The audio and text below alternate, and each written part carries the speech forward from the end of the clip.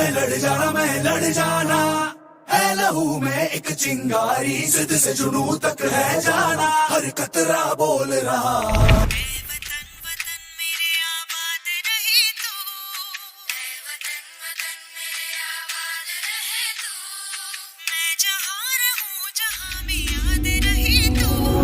हर कतरा बोल रहा छल्ला सिर ते बन के कफन जद तुरिया तन के मौत नू वाचा मारे थर थर कंबदे सारे।